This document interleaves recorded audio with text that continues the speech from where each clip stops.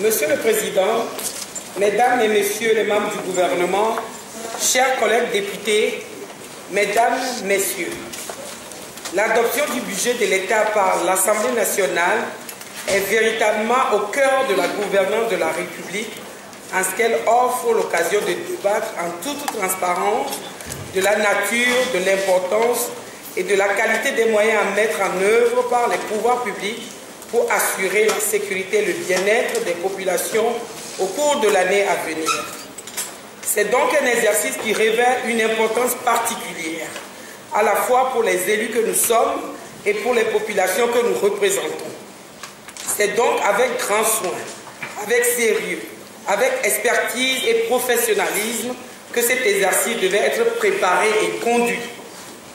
Force est de constater que depuis toujours, les gouvernements successifs du régime RPT, UNIR, UFC tournent délibérément le dos aux bonnes pratiques en la matière et font de la section budgétaire de l'Assemblée nationale une caricature parlementaire.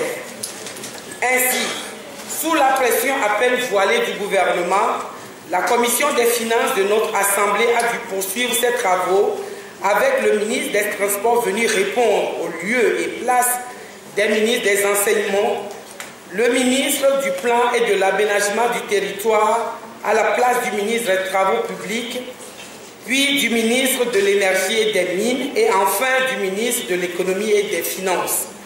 Il en résulte une cacophonie qui confirme les velléités d'opacité. En raison des délais étriqués, il est à déplorer que les chapitres budgétaires de certains ministères sectoriels, notamment ceux de la santé, de la défense, de la sécurité, n'aient pu être discutés. Monsieur le Président, chers collègues députés, il nous semble que cette année, le refus du gouvernement d'adhérer aux bonnes pratiques de la présentation, de l'examen et de l'adoption de la loi des finances atteint son paroxysme au point de tourner en dérision notre auguste Assemblée. Le constat que nous faisons est très grave. Il confirme à maints égards que le gouvernement n'est nullement préoccupé par le bien-être et l'intérêt des populations.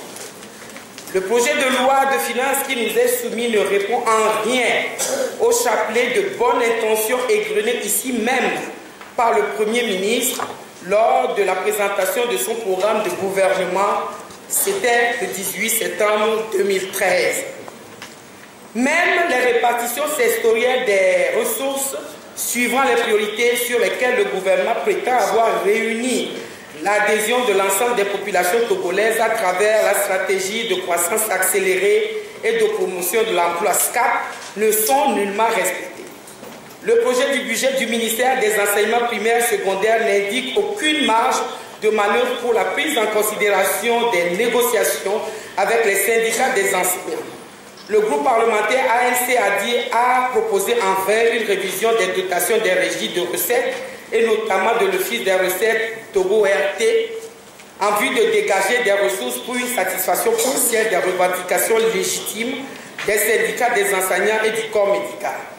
Dans le même temps, une dotation de 1,3 milliard de francs CFA est prévue pour la consommation d'électricité de la présidente de la République. Un crédit budgétaire de 450 millions de francs est ouvert pour la construction des bâtiments annexes de la présidence de la République, alors que l'Assemblée nationale ne dispose pas de siège et les députés continuent de siéger dans une salle de banquet.